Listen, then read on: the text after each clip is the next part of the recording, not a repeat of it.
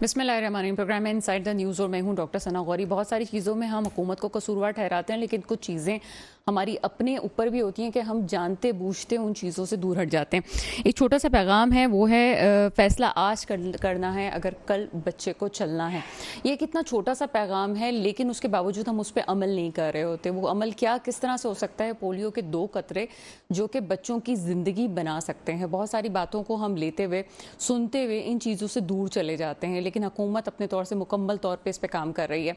बहुत से लोग हैं, बहुत से इदारे हैं जो कि इस सिलसिले में आगे हैं, और सवाल ये है कि हम अपनी जिम्मेदारियों को किस तरह से निभा सकते हैं। इस तमाम मौजू पे बात करने के लिए मेरे साथ इस वक्त मौजूद हैं doctor Shahzad Asif sahab, national coordinator Pakistan polio programme है आप। सर, प्रोग्राम में आपको वेलकम करते हैं। जी अस्सलाम वालेकुम। जी वालेकुम सलाम। डॉक्टर शहजाद आसिफ साहब, क्या समझते हैं ये जो पोलियो की मुहिम है, ये हम हर साल कर रहे हैं, किस तरह से आप लोगों में तब्दीली देख रहे हैं कि बाकी अवेयरनेस बढ़ रही है इस हवाले से, और लोग खुद चाहते हैं कि जी पोलियो के कतरे पिलाएं, या पहले वाली बात है जो हम कुछ अरसे से देख रहे थे कि लोग अपने दरवाजे बंद कर देते थे? क्या ओवरऑल क्या आप देख रहे हैं इस वक्त?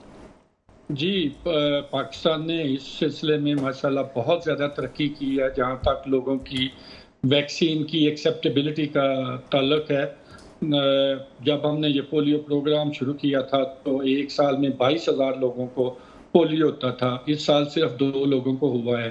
तो ज़ाहिर है लोग अपने बच्चों को कतरे पिला रहे हैं। क़ुव्वत मुदाफ़त बच्चों की बढ़ी है, इसलिए ये पोलियो की बीमारी, इतनी ख़तरनाक बीमारी जो है वो इस हद तक पहुँच गई है कि अब हम इसको ख़त्म करने के बिल्कुल करीब हैं।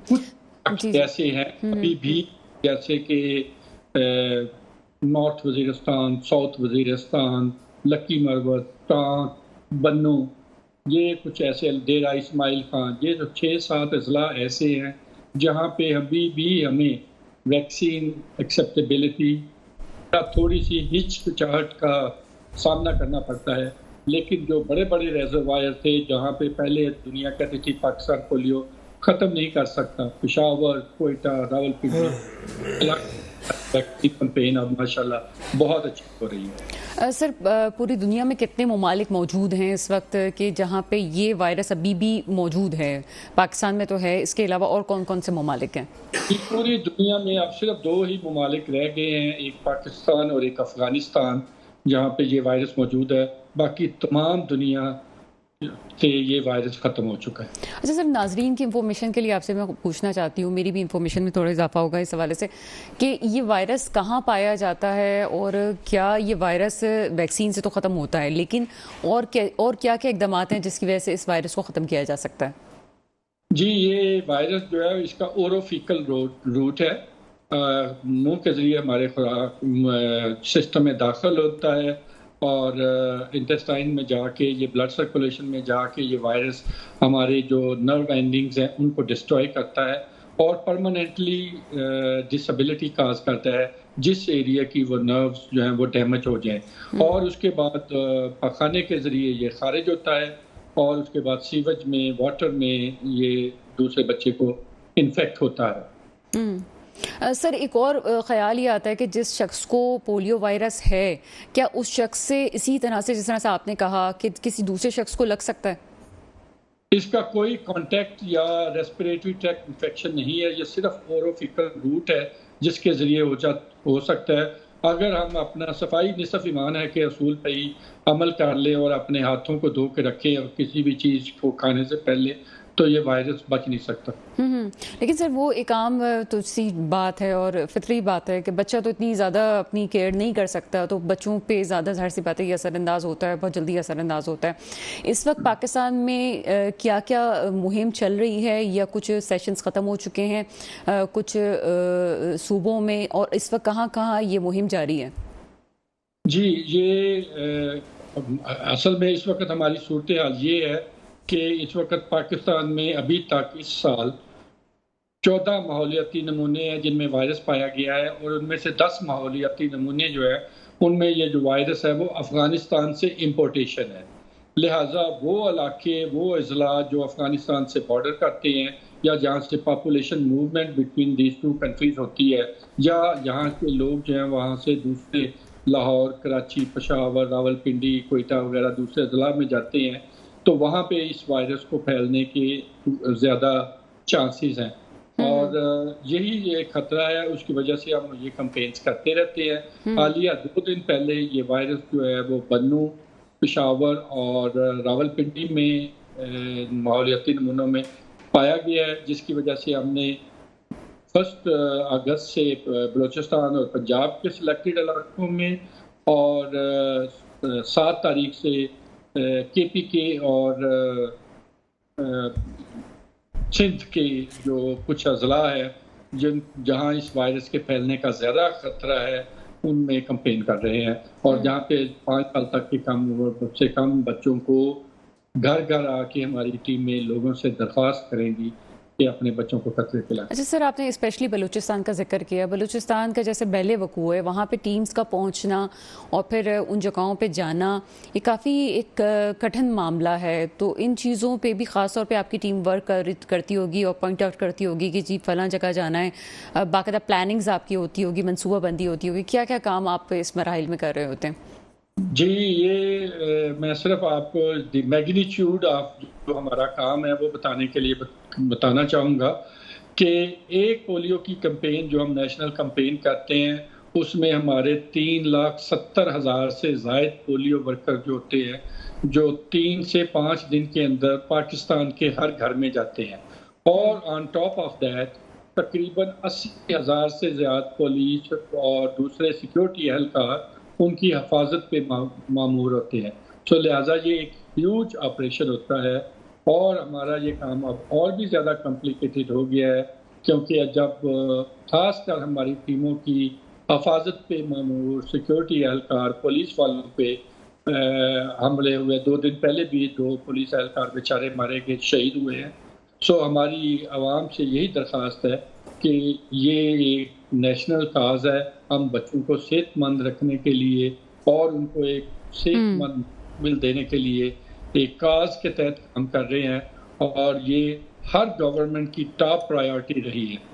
बहुत खूबसूरत बात की डॉक्टर शहजाद ने, और मैं नाजरीन को ये सेकंड करना चाहूँगी इस बात को कि ये कितनी बड़ी बात है कि नेशनल कॉज के लिए ये टीम जो है, पूरी टीम कितना वर्क कर रही है, अपनी रिसोर्सेज डाल रही है, और वो लोग भी, उनका भी हम एहतराम करते हैं जो लोगों के घरों तक पहुँच रहे हैं। तो यकीनन ये एक बड़ा मैसेज है कि आप लोग भी इनका साथ दें और अपने दरवाज़ों को खोलें। ये सिर्फ पूरी कौम, पूरे पाकिस्तान के लिए एक बात है और ये सोचने का मकाम है कि वो मुल्क जो कि एटमी ताकत है, वहाँ पे अगर पोलियो के केसेस पाए जाएं तो ये बहैसियत कौम हमें सोचना चाहिए कि ऐसा क्यों हो रहा है।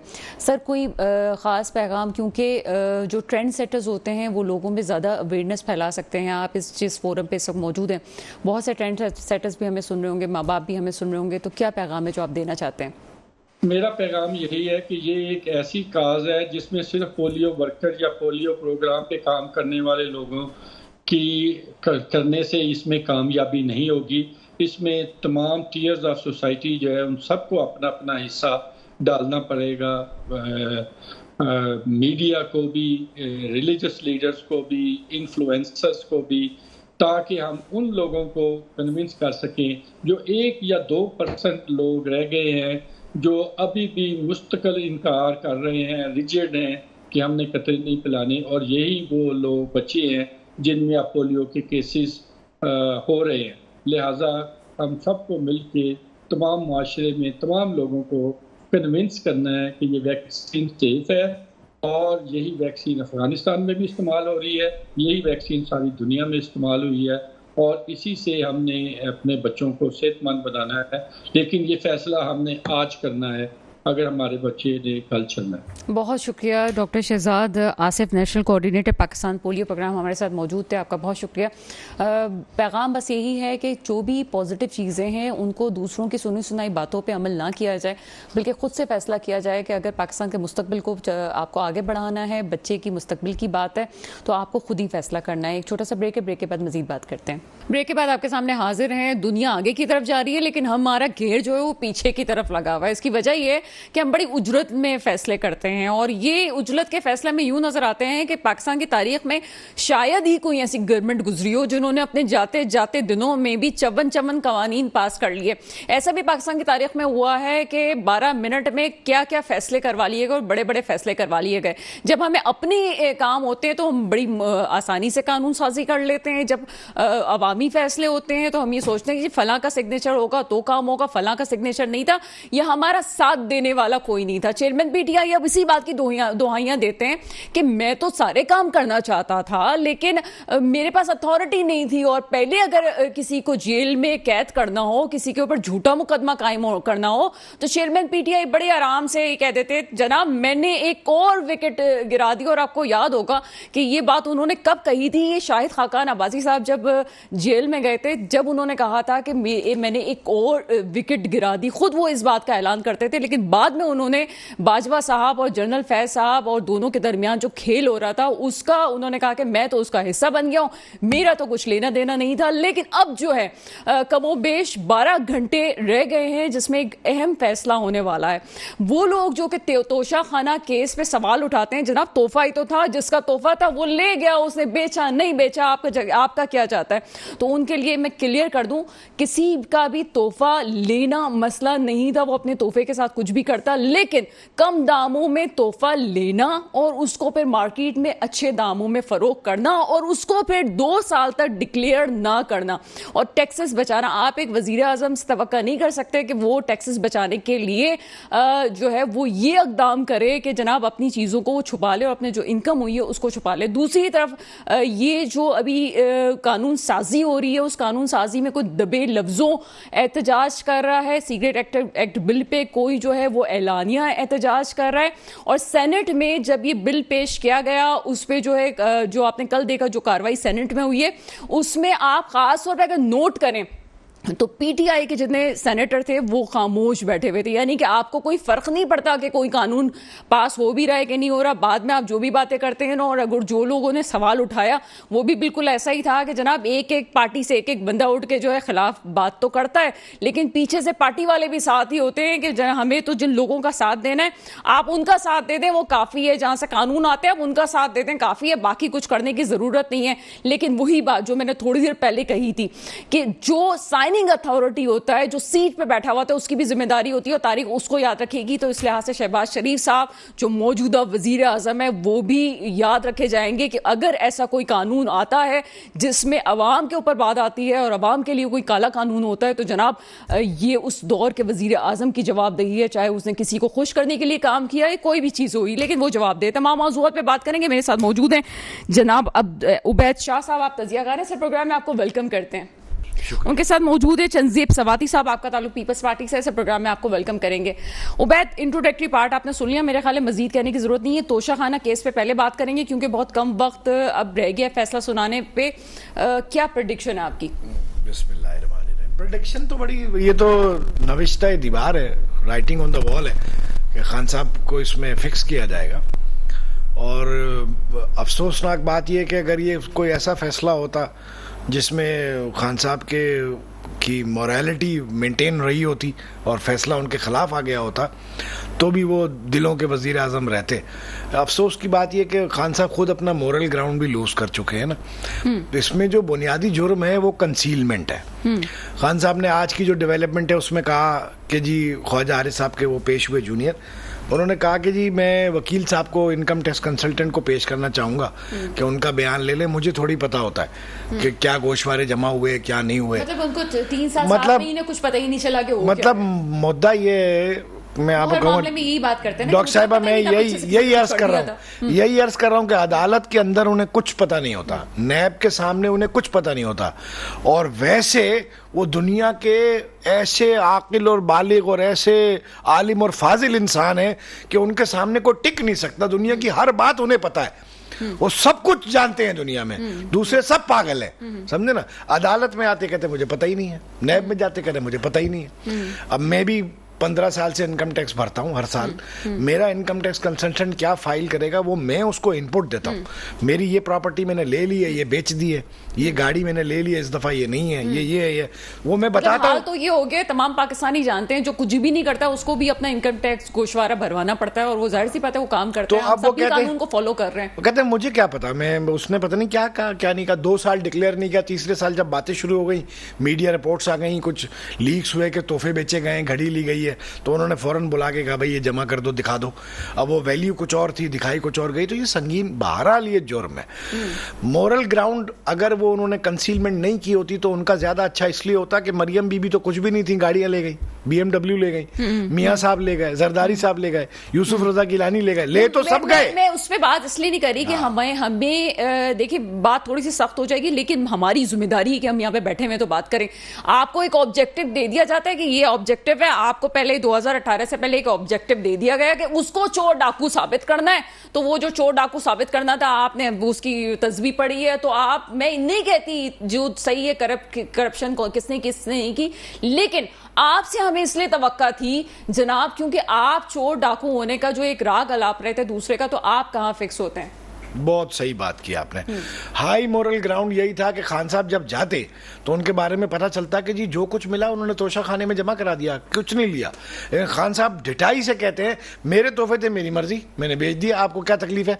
यही बात तो मियां साहब भी कहते थे। आखिरी दिन प्राइम मिनिस्टर हाउस में बैठ के कहा कि जज मुझे कहता है कि जी तुम्हारे असासे तुम्हारी आमदनी के मुताबिक नहीं है, तो भाई तेरे को क्या तकलीफ है। मियां साहब ने यह ऑन रिकॉर्ड कहा, उनकी वीडियो रिलीज हुई आखिरी दिन प्राइम मिनिस्टर हाउस में, जब वो वजीर आजम के ओहदे से नाअहल हो गए तो उन्होंने बैठ के एक दावत रखी, क्योंकि वो पार्टी सरबराह तो थे ही, हुकूमत तो उन्हीं की थी, दावत रखी और वहां उन्होंने ये खिताब फरमाया। अबे जज को कहा अबे तुझे क्या मतलब। बात यह है कि खान साहब में और उनके मुखालिफिन में कोई ऐसा फर्क अखलाकियात का है नहीं जैसा खान साहब को प्रोजेक्ट किया गया या उन्होंने दिखाने की कोशिश की। हम भी इसी तरह से समझते थे, कोई ऐसी बात नहीं है कि हम कहें कि जी हम नहीं समझते, हम तो चाहते हैं कि कोई नया शख्स आता और वो चीज़ों को बेहतर बना देता, लेकिन वो जो एक मयार था वो जैसे गिरा है, वो अपना बिजली का बिल घर का खुद नहीं भरते, उसके लिए भी स्पॉन्सर चाहिए उनको।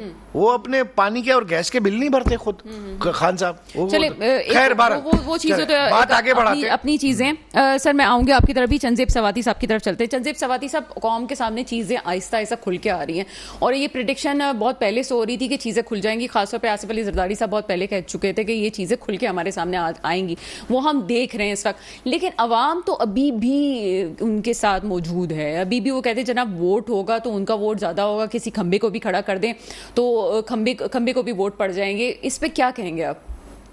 बिस्मिल्लाहिर्रहमानिर्रहीम। करोड़ों दरूद व सलाम आका दो जहान और उनके आल औलाद पर। खुशफहमी का कोई इलाज होता नहीं है। खुशफहमी 18 में भी खान साहब को थी और फिर 18 के बाद सबको पता लग गया कि 18 में वो आए कैसे थे। उसके बाद हुकूमत भी उनकी जो चली वो 4.25 साल लोगों ने देखी और ख़ुद ही अपने पाँव पे कुल्हाड़ी मारने वाला हुक्मरान जो है खान साहब को कहा जा सकता है। अब कहने का मकसद ये है कि यहाँ पर हुकूमत उनकी थी या हमारी थी। सवाल ये पैदा होता है कि मुल्क कल कहाँ खड़ा था, आज कहाँ खड़ा है, और अगर हमारे रवैयों में तब्दीली नहीं आती है, हम अपने अपने हदूद के अंदर रहकर इस मुल्क के तमाम इदारे अपनी अपनी हदूद के अंदर रहकर अगर काम नहीं करते हैं तो मजीद इस कौम को क्या खमियाजा भुगतना पड़ेगा। खान साहब को किसी ने जो है वो घसीट के नहीं निकाला था कौमी असम्बली से। खान साहब की कनपट्टी में किसी ने पिस्तौल भी नहीं रखी थी कि वो इस्तीफ़ा दे दें पंजाब की असम्बली से और KPK की असम्बली से। वो उनके अपने फैसले हैं जो उनके गले पड़ गए। रहा सवाल ये कि वो 4.25 साल इसी चीज़ पे खेलते रहे कि ये फ़लाँ चोर है, फ़लाँ डाकू है, फ़लाँ ये लूट के ले गया, फ़लाँ।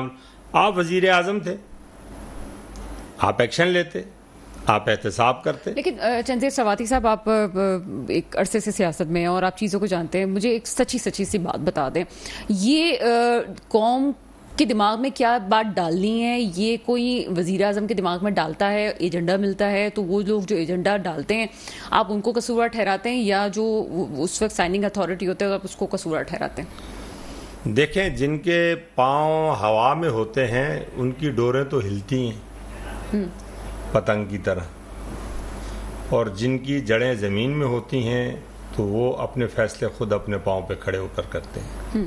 حکمرانی دو قسم کی ہوتی ہے نا، آنے والے کو پتا ہوتا ہے کہ آیا کیسے ہوں، اور اس کو گرا کر پھر آنے والے کو بھی پتا ہوتا ہے کہ میں نے کیسے آنا ہے۔ تو حکمرانی جو ہے وہ تو اگر صحیح معاملات میں اپنے فیصلے کر کے، اتھارٹی وہی ہوتا ہے، اس ملک کا پرائم منسٹر جو ہے وہ اتھارٹی ہے، اس کے صحیح فیصلوں کی تو تعریف ہوگی۔ آگے لے کے چلوں، معذرت چاہتی ہوں، آپ کی بات کو ہی آگے لے کے چل رہی ہوں، تو پھر وہ جو کہانی کی جاتی ہے ایک پیج پہ ہونے کی، وہ نہیں ہونی چاہیے نا؟